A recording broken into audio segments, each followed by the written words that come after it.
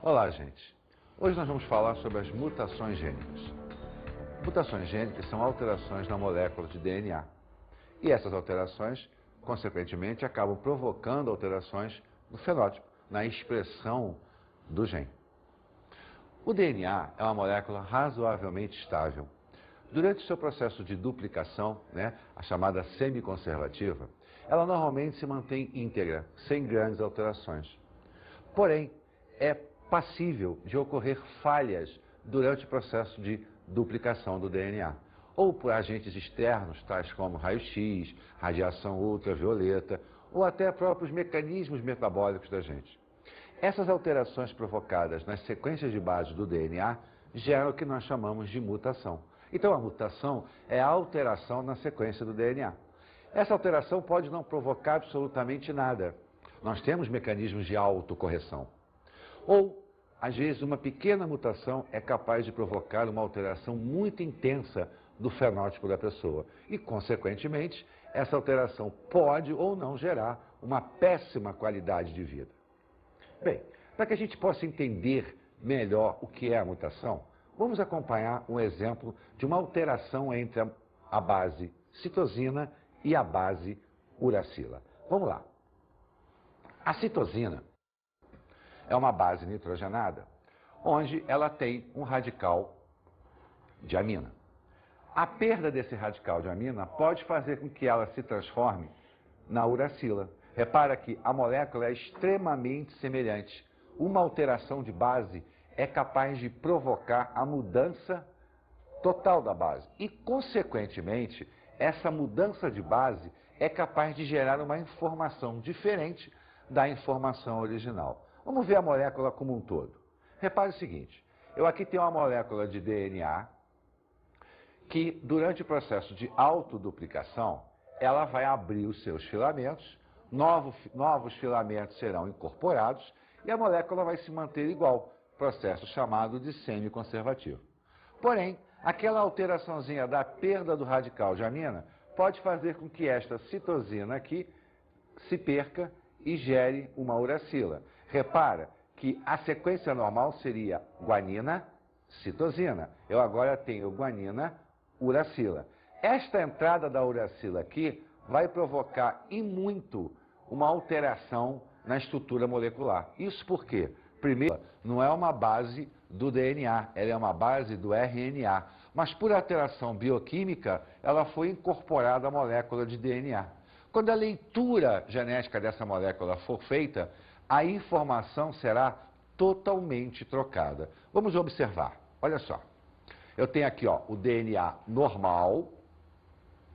Eu já tenho aqui a alteração da uracila. E aí o que acontece?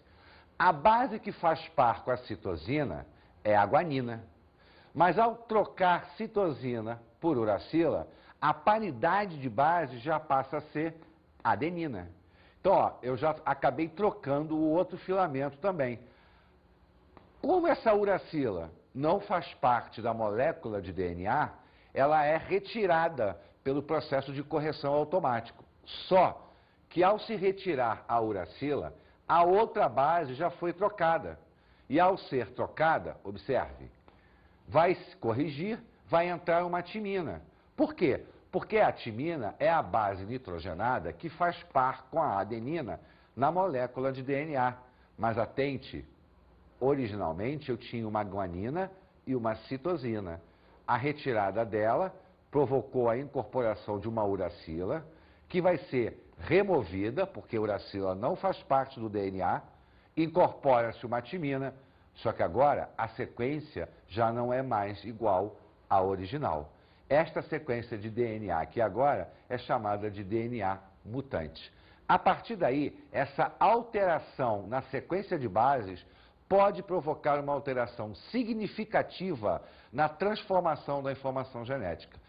Pode ser que essa alteração não gere grandes problemas para frente, na hora de se traduzir o código genético, mas essa pequena alteração aqui pode, muitas das vezes, provocar uma grande alteração bioquímica. Bem, para que a gente possa melhor entender isso, vamos ver alguns exemplos. Existem vários exemplos dentro da espécie humana. Várias alterações genéticas que provocam grandes alterações bioquímicas e, consequentemente, uma piora na qualidade de vida da pessoa.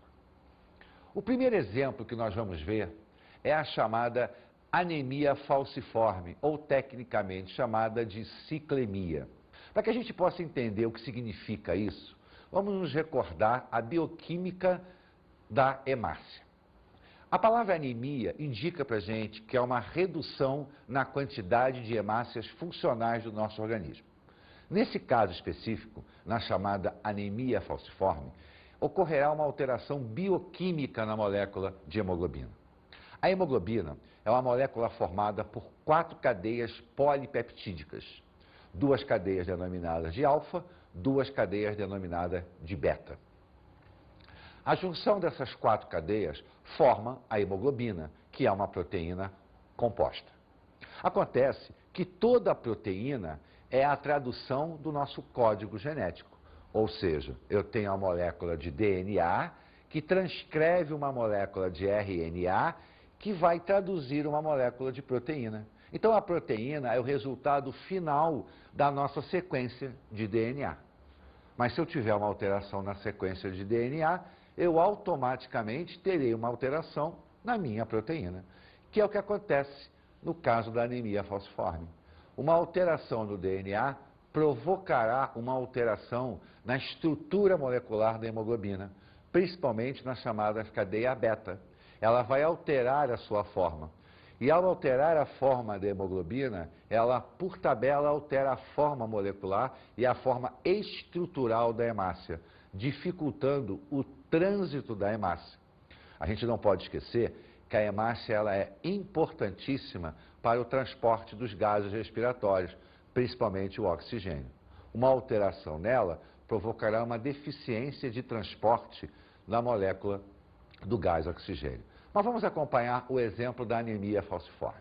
O DNA normal tem uma sequência de 3 bases nitrogenadas, citosina, timina, citosina, que vai traduzir o aminoácido chamado de ácido glutâmico. Se houver uma alteração nessa sequência de bases, essa informação aqui poderá ser alterada. Observe que, com a sequência normal, as hemácias apresentam um aspecto normal. São discoides, bicôncavas, com grande quantidade de hemoglobina dentro, para que possa promover o transporte do oxigênio. Mas vamos observar quando ocorre uma alteração. Repara, eu agora tenho citosina, adenina, citosina. Então aquilo que era timina virou adenina. Então a sequência que era CTC passou a ser CAC. Essa única mudança na sequência de bases gera uma nova informação. O que antes era um aminoácido chamado de ácido glutâmico, agora é um aminoácido chamado de valina. Mudei apenas um aminoácido, mas a mudança deste aminoácido vai mudar toda a estrutura molecular da proteína. A cadeia beta se desforma, ela muda o seu aspecto, fazendo com que a hemácia altere o seu formato também, pegando um formato de foice. Daí o nome anemia falciforme, porque a hemácia adquire um aspecto de foice. Essa alteração anatômica dificulta o transporte do oxigênio. Primeiro, porque a alteração na estrutura da molécula dificulta a entrada. Segundo, porque a alteração na morfologia da hemácia, quer dizer, na forma, dificulta o deslocamento dela dentro dos vasos sanguíneos, provocando não só a deficiência de oxigênio, como também lesões, principalmente renais. Por quê? Porque essa hemácia aqui, ela arrebenta muito facilmente. E aí o rim começa a se sobrecarregar para tentar eliminar os resíduos. Então, uma pequena alteração na base do DNA fez com que eu mudasse um aminoácido, e essa mudança de um aminoácido provocou uma mudança radical na estrutura da hemácia. Isso é uma doença de origem genética. É interessante nós até comentarmos que essa doença, a anemia falciforme, ela é uma doença característica do Mediterrâneo. Acontece que existe uma doença chamada de malária, onde o protozoário que provoca a malária, ele se abriga dentro da hemácia, porque ele se alimenta da hemoglobina. Essa alteração provocada pela anemia falciforme dificulta a entrada do protozoário e, consequentemente, reduz a incidência da malária.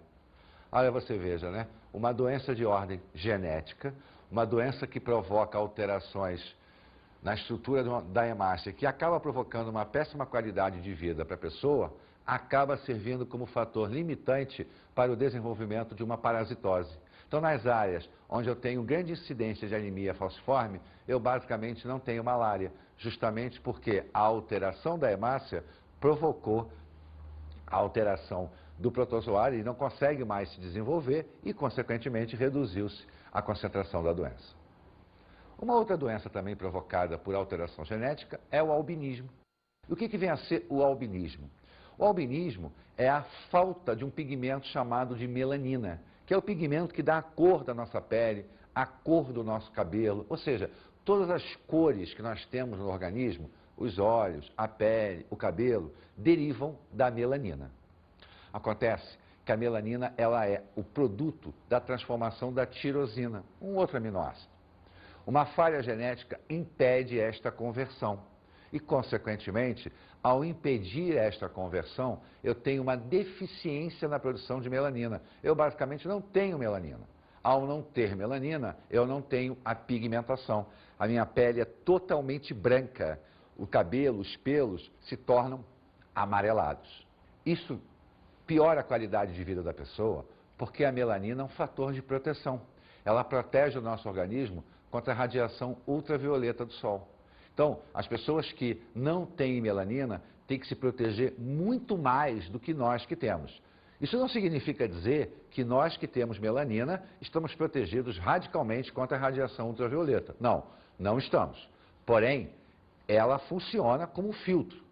Já a pessoa que não tem um problema agravado, que além de se ter que aumentar o fator de proteção contra a radiação ultravioleta, tem que tomar o máximo de cuidado, visto que a radiação ultravioleta é um fator mutagênico, é um fator que provoca alteração do DNA, podendo provocar o câncer de pele, né? O famoso melanoma.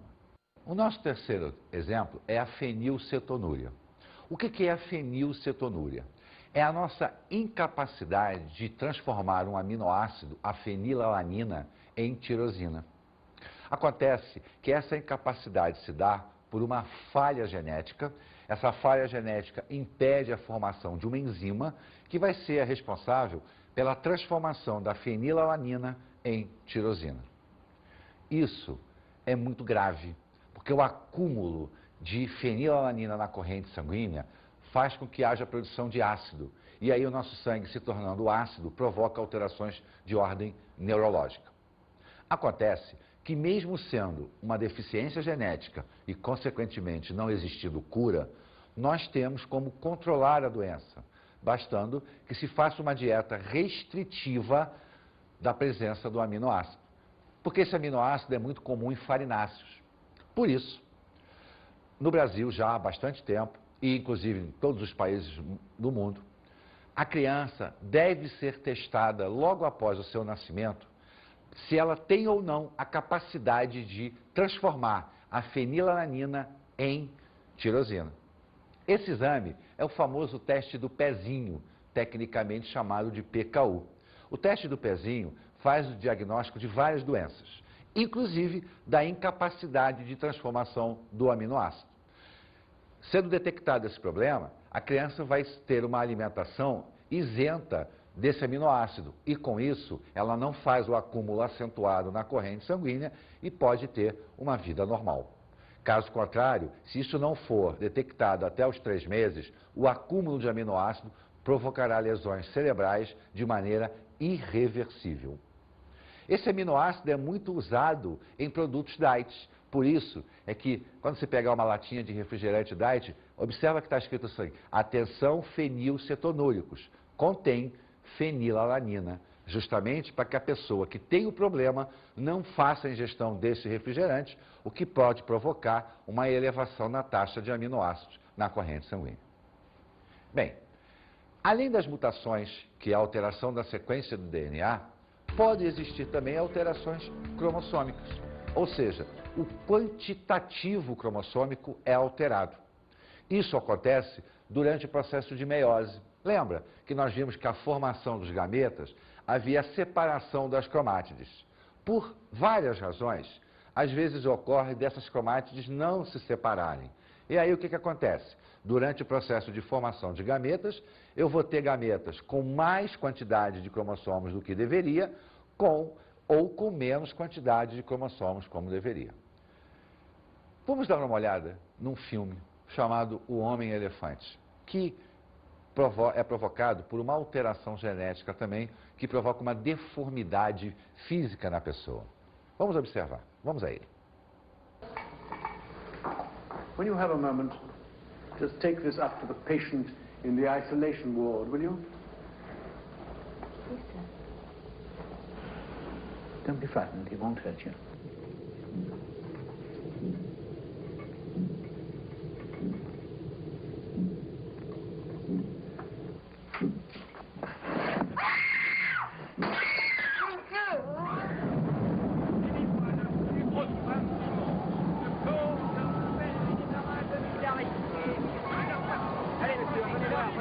Regardez l'homme tatoué, venez voir, et l'homme tatoué.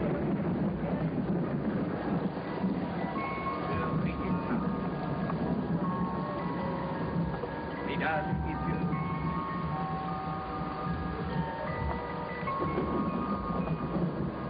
c'est terrible. Homme, éléphant.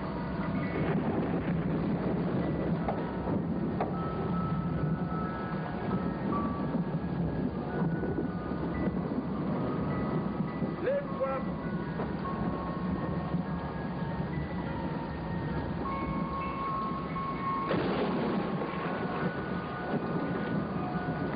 Tourne-toi.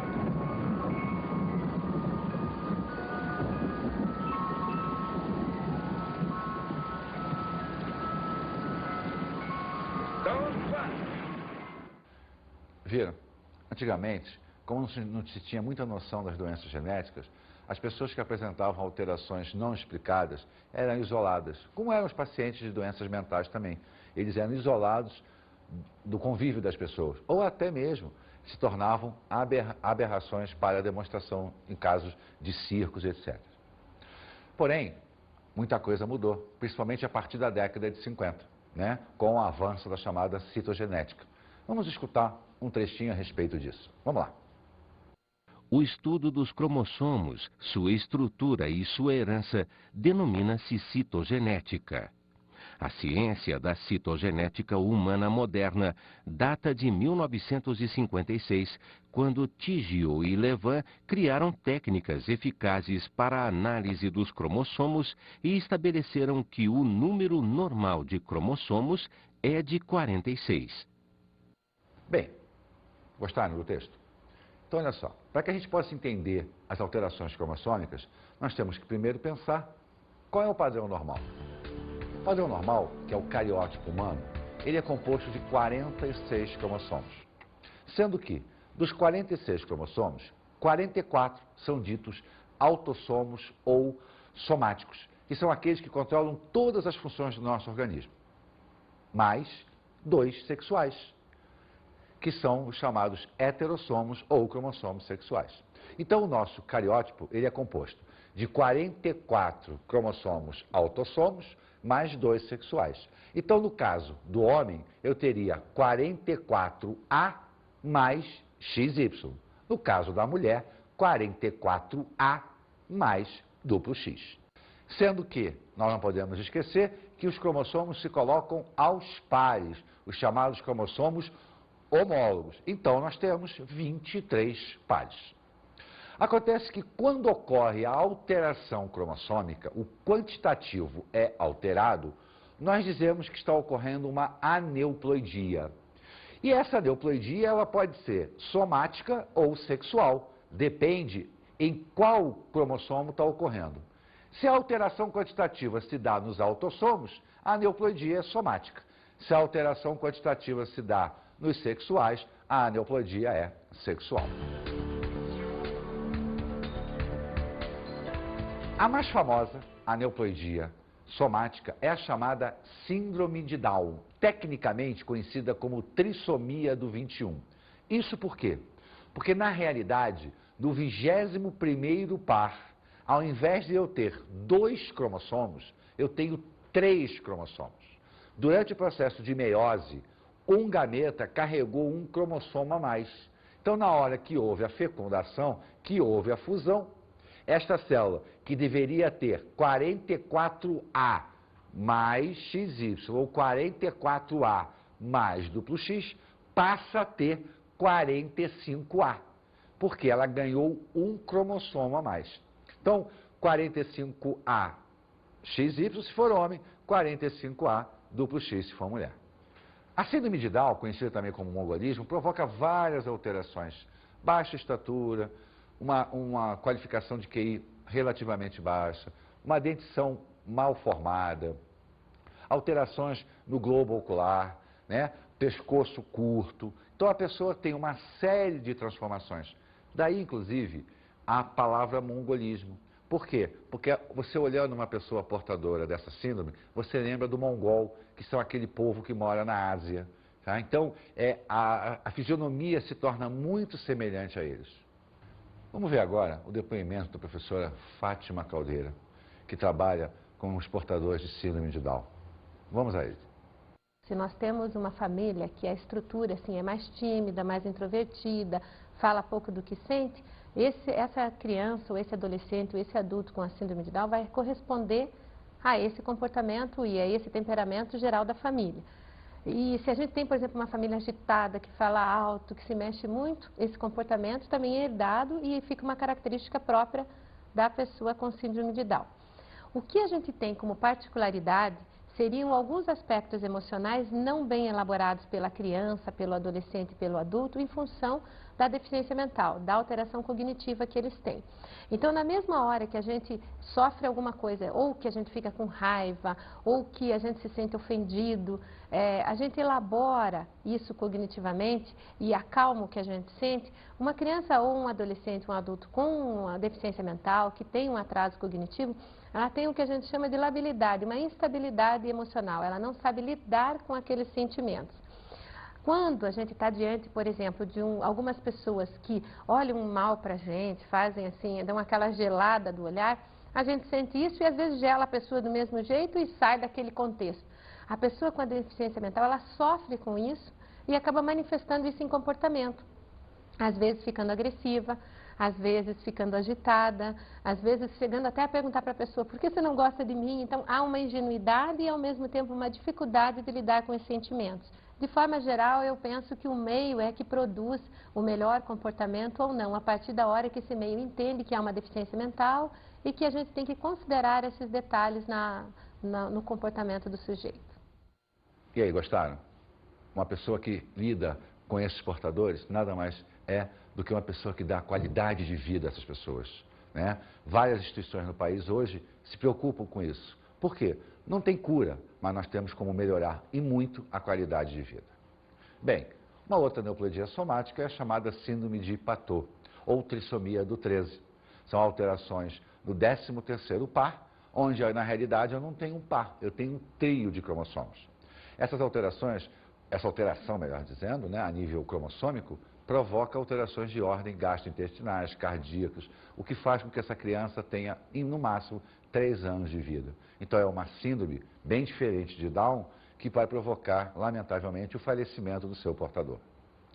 Uma outra síndrome grave é a síndrome de Edwards, ou trissomia do 18.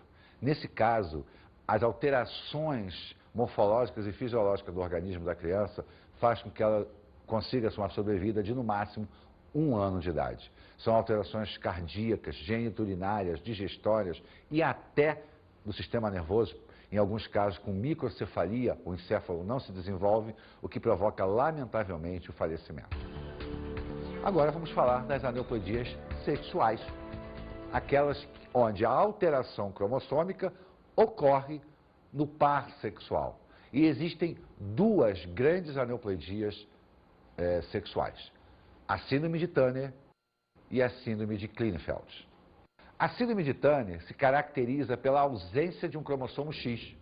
Na realidade, a aneuploidia sexual ela é exclusiva de um sexo. Na aneuploidia somática, não. Ambos os sexos poderiam ter. No caso da sexual, no caso da Turner, por exemplo, é uma mulher.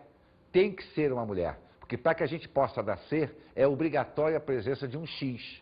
Então, X0, porque na realidade essa mulher tem ausência de um cromossomo X. Essa ausência provoca várias alterações. Baixa estatura, esterilidade, porque o ovário dela não funciona. Ela vai apresentar problemas de ordem mental, então ela vai ter uma dificuldade de aprendizado muito grande. Tem uma deficiência imunológica, então é uma mulher que normalmente fica doente.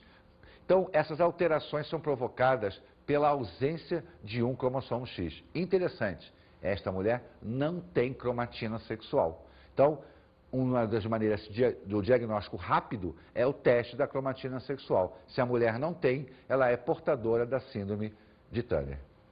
Já a síndrome de Klinefelter é uma característica do homem. Ele tem um cromossomo X a mais, então ele é XXY. A entrada desse X a mais provoca várias alterações, justamente porque vai se elevar a taxa estrogênica no homem.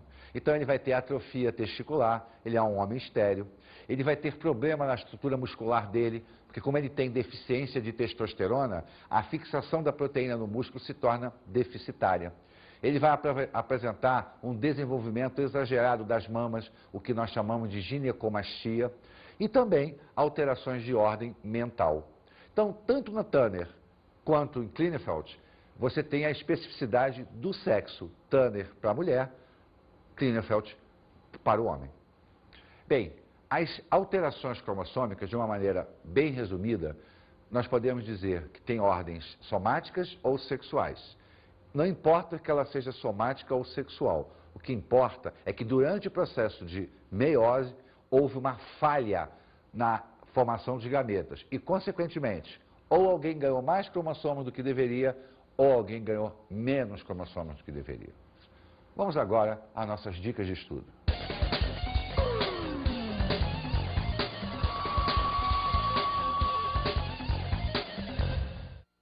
Bem, eu diria para você, preste bem atenção nos processos mutacionais. Estude as alterações de base. Veja por que no processo semiconservativo isso pode acontecer. Olhe as alterações cromossômicas, as somáticas e as sexuais. Pesquise outras, procure outras, existem várias. Nós citamos apenas algumas, as mais famosas. Veja aquelas que efetivamente existem, mas não provocam nada no homem. O que acontece? A alteração pode não provocar nenhum problema de ordem orgânica. Então dê uma pesquisada, vale a pena, é um assunto extremamente interessante. Bons estudos.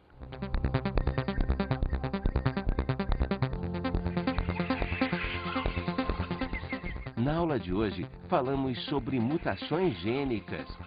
Bem, nós estudamos hoje as alterações mutacionais, ou seja, as alterações na sequência de bases do DNA. Vimos que a troca de uma base é suficiente para provocar a alteração da informação genética. Muda-se uma base, muda-se o códon, muda-se a tradução do código genético. Então essa simples troca de base é capaz de provocar uma nova informação de um novo aminoácido e, consequentemente, uma nova alteração proteica. Estudamos o cariótipo humano. Vimos a quantidade de cromossomos. Vimos que existe a separação entre os chamados cromossomos autossomos e os cromossomos sexuais. Vimos também que eles se colocam aos pares, os chamados pares homólogos. Então, observamos que nós temos 46 cromossomos dispostos de maneira a formar 23 pares e dentre esses 23 pares nós temos pares classificados como autossômicos ou somáticos e o par sexual ou heterossômico. Vimos as alterações cromossômicas não sexuais. Vimos que as alterações cromossômicas são denominadas de aneuploidias. estudamos as principais aneuploidias somáticas. Falamos de Down, falamos de Patot, falamos de Edwards. Observamos que, às vezes, a aneuploidia provoca alterações, mas a vida é possível. Outras, lamentavelmente, essas alterações provocam uma sobrevida muito pequena, levando ao óbito de uma maneira muito cedo. Então, as alterações somáticas podem ou não provocar mudanças profundas, que pode levar à morte da pessoa. E conhecemos as alterações cromossômicas sexuais. Não tão fatais quanto as somáticas, porém provocam alterações profundas. Existem várias, mas nos preocupamos hoje com as duas mais famosas. A síndrome de Turner, que se caracteriza pela ausência de um cromossomo X, e a síndrome de Klinefeld, pela entrada de um cromossomo X. Vimos que as aneuploidias somáticas não são exclusivas de sexo. Já as sexuais são determinantes, ou a mulher ou o homem. No caso de Turner para a mulher, no caso de Klinefeld para o homem. Vimos que essas alterações provocam, entre muitas coisas, a esterilidade da pessoa por incompatibilidade do funcionamento da glândula sexual. Bons estudos.